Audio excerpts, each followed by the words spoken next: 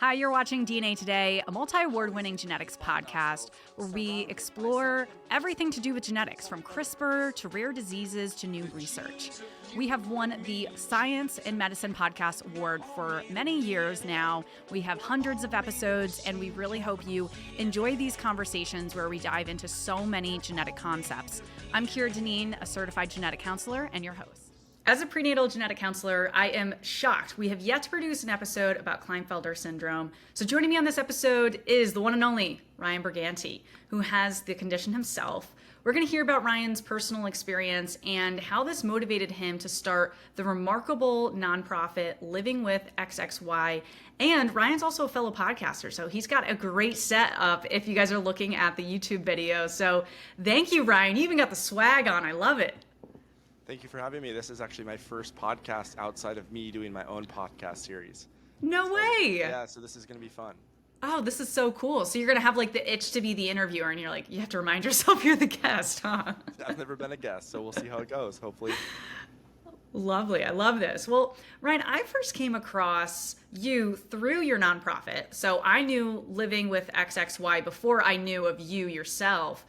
And I'm a prenatal genetic counselor, as I said a couple minutes ago, and I recommend patients to check out your organization, and I even print resources from your website to hand patients and kind of walk them through, which we'll get to that as well.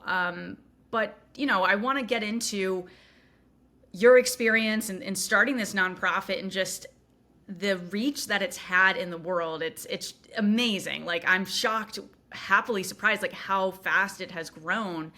But as we get into this, we should probably define a little bit for those that may not know. Most people listening have probably heard of Klinefelter syndrome, but for those that it's new for, how do you explain to people what Klinefelter syndrome is when it's coming up socially?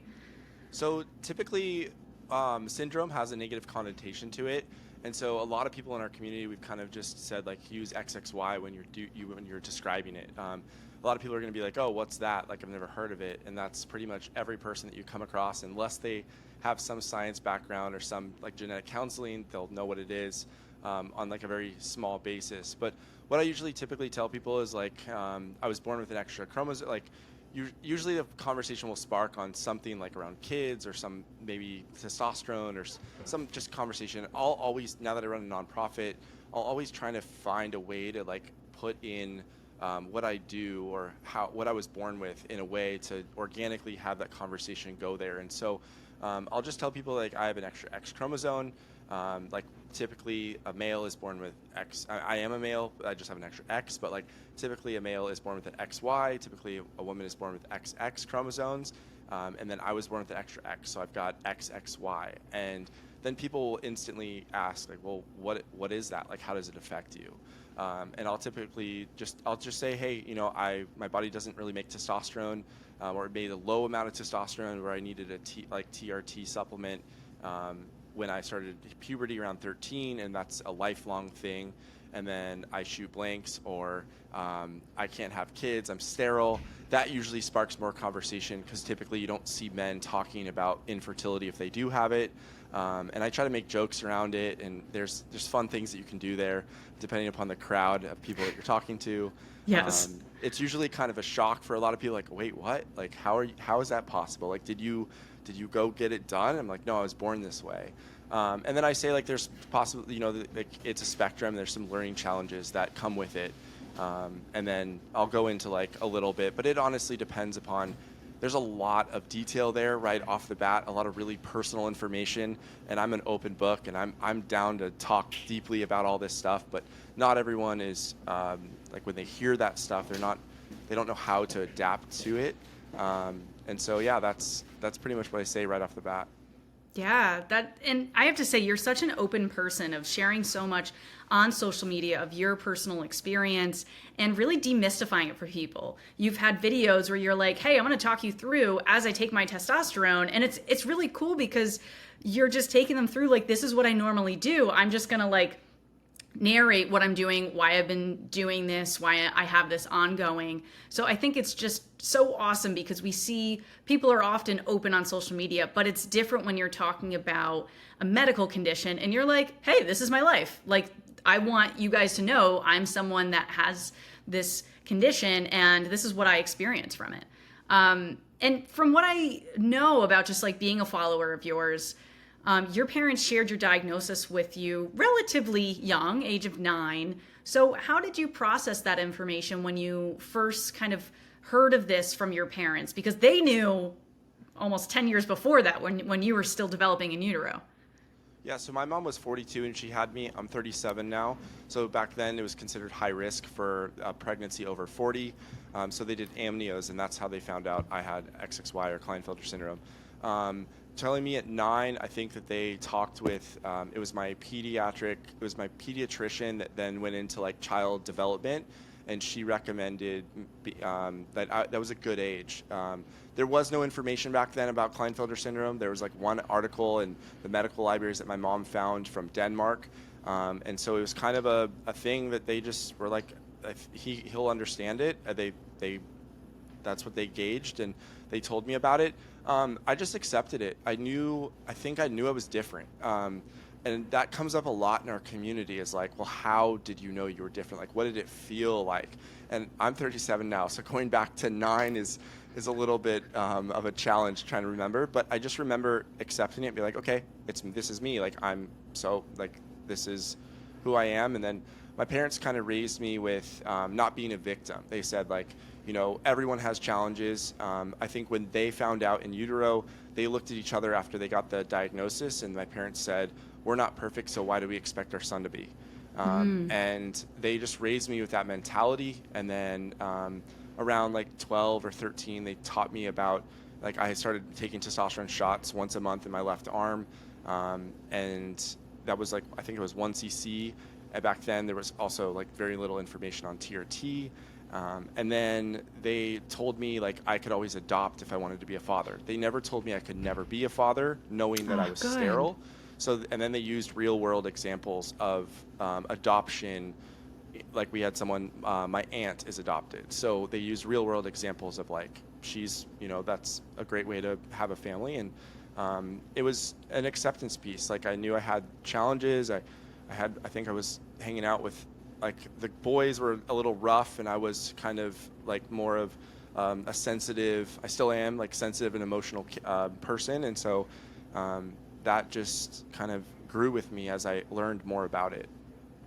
Yeah, that's wonderful that your parents were so supportive, and just the way that they phrased things to you was like, there's nothing that you're excluded from. It's just maybe, for instance, becoming a parent, that the path to parenthood is a little bit different than maybe some of your friends. And that was just kind of sounds like an open conversation once you either started asking those questions, or they're like, oh, we should probably mention this to Ryan, of just so that you're aware. And you've shared a lot on social media of just your experiences with Klinefelter, or XXY, as we're kind of, renaming it or using different term, as you said at the beginning, in terms of the community. What are some symptoms or challenges that people in the community experience, either that you've experienced or just in general?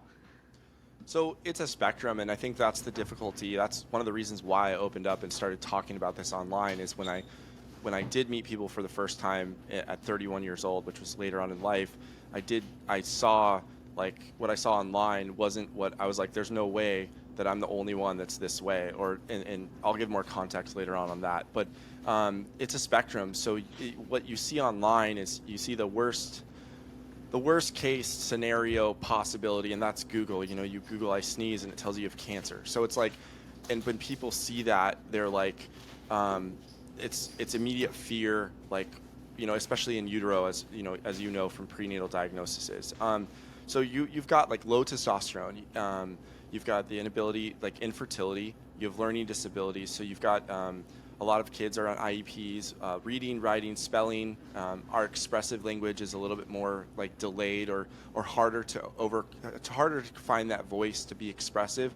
But our comprehension is like incredible. A lot of boys are great listeners, but then when it comes time to turn the tides and turn around, some kids experience some impulsivity. Let's see. Like younger kids are going to be possibly speech delay. They'll do like also low muscle tone is another thing with young boys with XXY. And then so parents will be in like PT, OT, and speech therapy early on, but there's a lot of kids that don't experience a lot of the symptoms. A lot of men a lot of men don't find out, and then a lot of the men that do find out, they find out just through the fact that they were infertile, and they find out trying to have kids. Yeah, and that was a big difference with your experience because, as you said, most people that are in their 30s now did not find this out until they were trying to have children biologically and that wasn't happening, or they're going in for an infertility consult. But yeah, it's a little bit different that your parents knew before you were born. What I know you kind of mentioned adoption is a great option for people becoming parents, regardless of their biological ability to have children. But are there other options? Any options for people to have biological children if they wanted to pursue that using artificial technology? Yeah, so there's a surgery called microtesty, and that's where it's like microneedling, where they cut the testicles open. You're out for it, and they go in and they like try to extract sperm that's inside of the testicles. That's not making it into like the actual like coming out process. I'm not a doctor, so it's a lot of this medical stuff is pretty difficult for me. But and then there's like mosaic Klinefelter, where some of the guys will have XY in their cell line as well as XXY, and some is like greater and less, and then the other is more XXY and less XY. I've done a couple podcasts, a couple biographies of a couple individuals that are mosaic that have had kids naturally. And then we have a few guys in our community that have had success with the microtesty surgery, but it's usually cash out of pocket. It's not covered by insurance. There's some psychological aspects of going into the doctor's office and doing a sperm analysis or a sperm test, which can be invasive for younger kids that are trying to see if they can find sperm before or after puberty. So and then some guys just like, but then there's also donor sperm, which is like a great option. And then there's the adoption. And then we've got a couple families that have done embryo adoption as well. So there really are so many options when it comes to, okay, which way makes sense for me? And you brought up a good concept for people listening, that everyone with XXY doesn't necessarily have that in all of their cells, that they can have, as you said, mosaic, where they have one cell line that is kind of typical male of the XY, but then can also have the cell line that's XXY. So it's interesting. The higher percentage you have of XXY, I would think, would lead to more symptoms and not consequences, but some troubles with infertility and different aspects there. Yeah, there's not enough. So unfortunately, Klinefelter syndrome being the most common genetic condition, and that happens to men, roughly, I think it's changed, but roughly around 25% find out, 75% die never knowing. I think it's around 35% find out now, within the last, 5-year period or so. But there's not enough money in research. We're hiding in plain sight. So if you see me walking around on the street, you're not going to know that I have this most common genetic condition. And so there's not very much money in research. And then so within the Klinefelter community, then you have mosaicism or mosaic, and there's like little to no information on that. So they say that there's a possibility that they can have kids, but then I do know some guys that are mosaic that have been unable to have kids. So it's kind of, there's a lot of unknown there. Yeah, definitely. And it kind of depends on those cell lines, if it's like where in the body it affects the most. If you have a lot of, XY cell line more in like the testes and everything, that would make a little more sense for those that are able to conceive. But I mean, that's me kind of guessing in just like how genetics works and everything. But it's interesting. And I would imagine with nowadays, me coming from the prenatal genetic counseling perspective, most people that are sitting in my office that are pregnant now, or in recent pregnancies, the last few years, we've been ordering a test called non-invasive prenatal screening, so NIPS, that I know you're familiar with, you've talked about on social. So with this, I imagine we're going to start identifying many more people that have XXY because it's coming up in, quote unquote, routine screening, whereas 30, 40 years ago, we didn't even have that technology. People would have had to do what's called an amniocentesis, which is what your mom had when she was pregnant with you and led to your diagnosis. So, do you see it shifting of there's a lot more, kids that are, I would say, 6, 7 and under, or are you not as connected with people in that age range? We're connected with pretty much everyone in the community that gets a diagnosis Yeah. that finds us. I They figured reach that'd be out. your answer, but Yeah, I've talked to thousands of people all over the world, probably 12,000 people at this point. I've met over 600, probably over 700 now in person. Um, Unfortunately, the termination rate, when you look back there was one study that was done in 2007. It talked about, and you can see it, and you can see the graphs, and it said like 70% in the United States, and this is for sex chromosome aneuploidies, and I think Klinefelter is specific, and it's talking about 85% Canada, and then other percentage of termination rate. And so the information, because nobody knows about Klinefelter syndrome, and then there's a huge stigma online when you look at photos and information about it. Most of the men that are living their life aren't going to open up and share, and that's where I came in. And so the non-invasive, the NIP test is like becoming more and more prevalent, especially here in the States. It's being done more and more, but there's been no study of like, well, is the termination rate increased? And I feel like I'm on a race against time with my organization, trying to get that information out there to be like, we can live a normal, happy, healthy life. We're not going to be criminals. We're not going to be serial killers, like all the information that's out there, and trying to debunk all those myths and trying to get people to open up about it, because things won't change and if you stay silent and you hide in the shadows. So we think like the termination rate is also increasing with the NIPT because parents are finding out, they're seeing the Google, they're seeing the information online. We've had an opportunity to save hundreds of lives so far. That we've gotten confirmation from families that our organization was like the factor of why they decided to keep their child. And we're just trying to get families the information that they deserve during that time.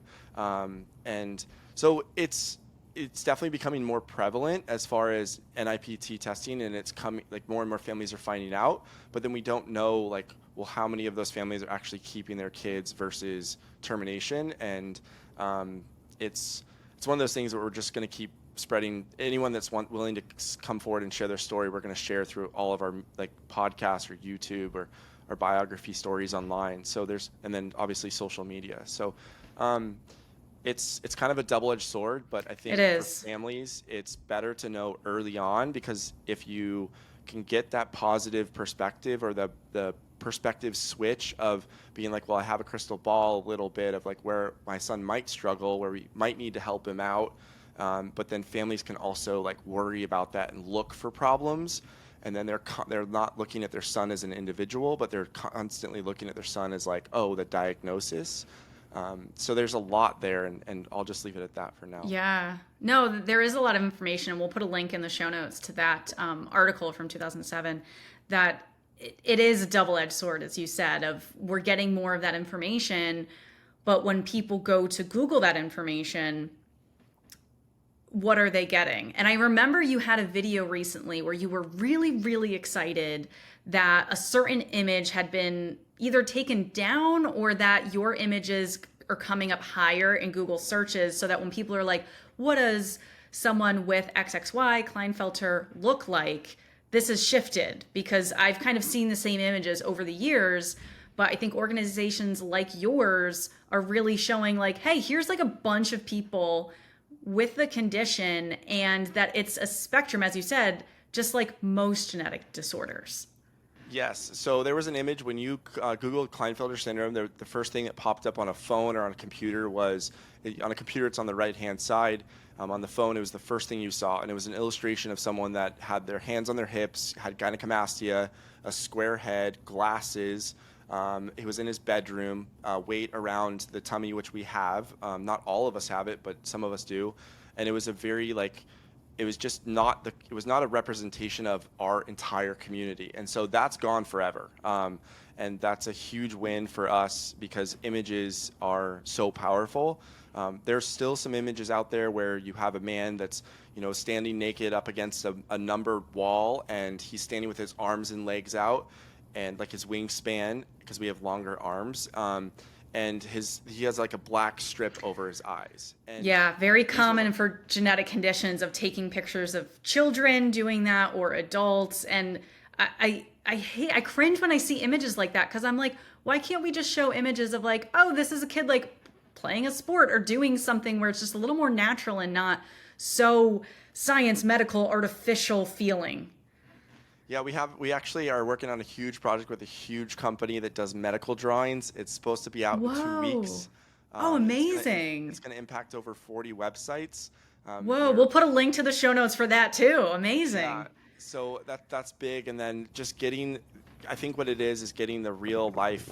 That's what our organization does the best. We've created a safe space for individuals to share their stories, and people are now coming out of the woodworks to share because they know that things won't change unless they put themselves out there.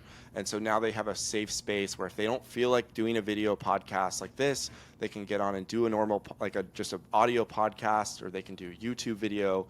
We can share posts on social media. Like there's definitely tons of avenues when they're ready to share. And then we do share a lot of anonymous stories as well because they're not ready to come out, but eventually they will. And it shows that like someone that's anonymous can also share their experience. Yeah. And you bring up such a good point of, we talked about how people with XXY can have differences compared to other people that don't have an extra sex chromosome.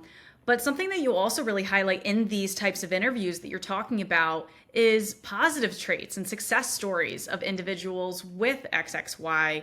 What are some things that you think of, like for about you, like for listeners? I think of kind of how you've explained yourself as right-brained, that you've enjoyed a career as being a chef.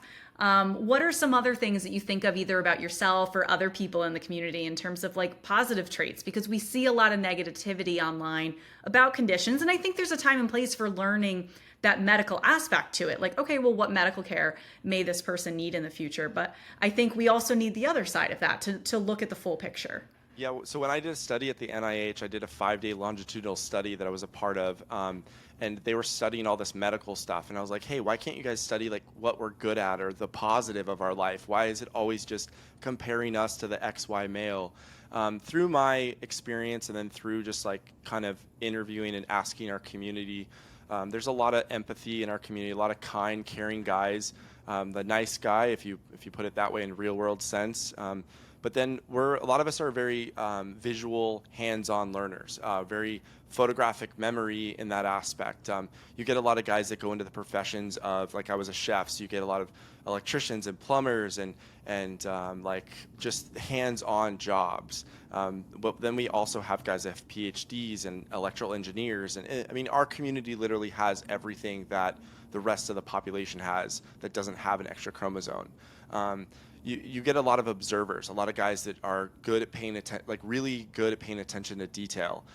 When we tell stories, we kind of have to say like, oh, she had pink shoelaces, and we kind of make the opposite, like the details of the story that matter to us, because we see when you have a photographic memory, you take pictures of things, which also unfortunately it has a it's hard to express yourself when you think and see and all this detail, and you're trying to then turn it around and communicate to other people out there. But I mean, there's so many great things about individuals in our community, and that's something that wasn't highlighted before I started this organization. And how are you supposed to build people up, and how are you supposed to like feel like you're a part of society and that you can be successful and happy and live a good life if nothing, when you get diagnosed and you go online and you read about it, nothing tells you anything. It just says you have low IQ and you're not going to have kids and you're going to die like earlier, and just all these things. Like, why would you want to open up and then tell people about it and be proud of having this diagnosis? Yeah, I think that's so beautifully said, and that there's just so many myths to debunk with this. And I think you've done that really nicely of just providing like, yeah, it's a spectrum and some people have this, some people have that. And that so many people also, as you mentioned, that, we estimate like only 25-ish% of people with XXY are even diagnosed in their life. So sometimes it can also be so mild in terms of medical symptoms that we don't even know we have it, especially if, that person didn't, try to have biological children naturally, or, is that being often a time when people are finding out about this diagnosis. And I know at the top I referenced that Living with XXY has such amazing support and resources. We've talked a lot about the support of you guys talking directly to people in the community or that may become in your community. But you also have these great resources where people can just go on your website and download them. So as a prenatal genetic counselor, I have definitely done this. You're my first place I go to. I download, the prenatal testing roadmap to kind of see, like, in a pregnancy, how does that flow look like?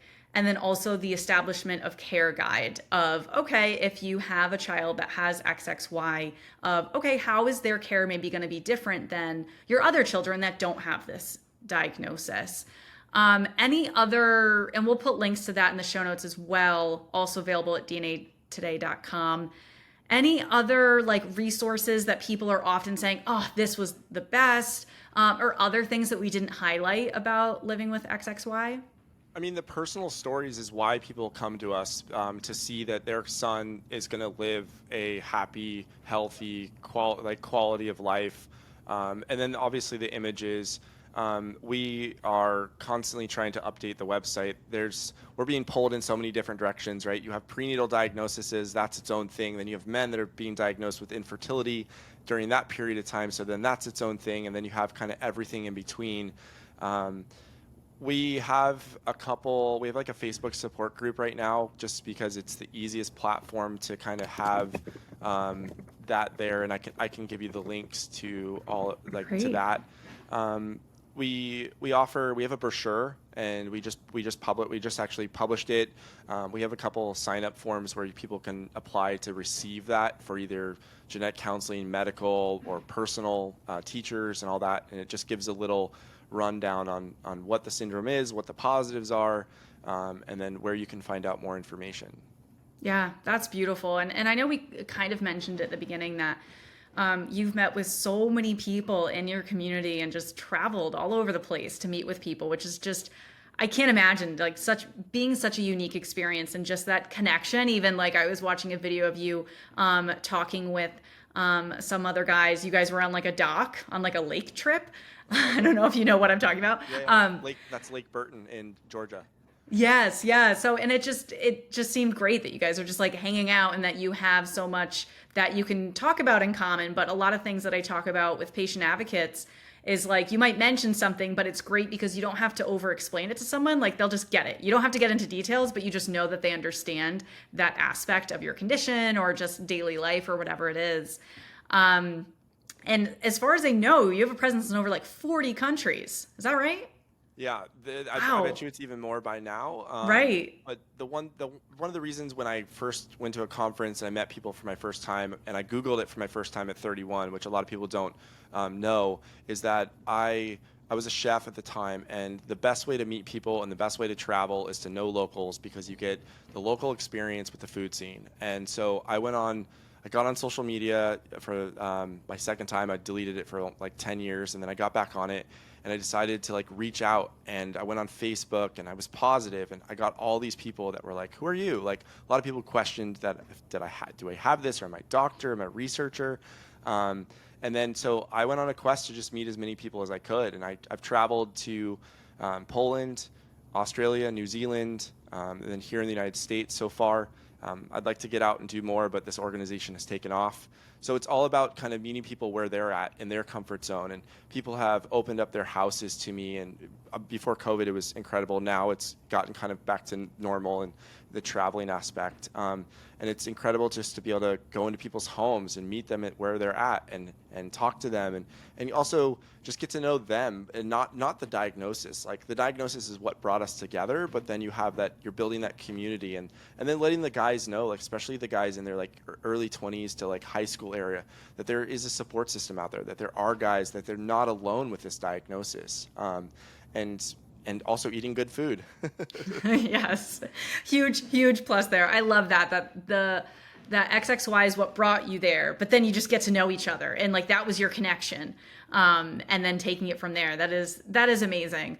Well, I thought I would just end with, if there's anything that you want healthcare providers to know. So people that are genetic counselors like me, or pediatricians, OBGYNs, like anyone that, might be coming across this condition, and just so that they know a little more about, maybe not how to counsel on it, but any other myths that we haven't really talked about, of like, I don't know where this came from, or like this comes up all the time. I'm always telling people that's not accurate. So there's a lot. I would say the number one word would be empathy. Is that we're people too, and we can live a normal, healthy, happy life. And what you read and what you learn about in textbooks is such outdated and old information, especially when you see the photos. To not Google it before you have a patient that, it's your first patient where you're diagnosing this person with, or parents, especially termination. There's a lot of that going around in the medical community, and there's a lot of misinformation just telling them that, oh, they'll be a grocery bagger, or they're going to have to live at home their whole life. And so it's just make sure that you're like looking for new resources. Come to Living with XXY and just see the Instagram page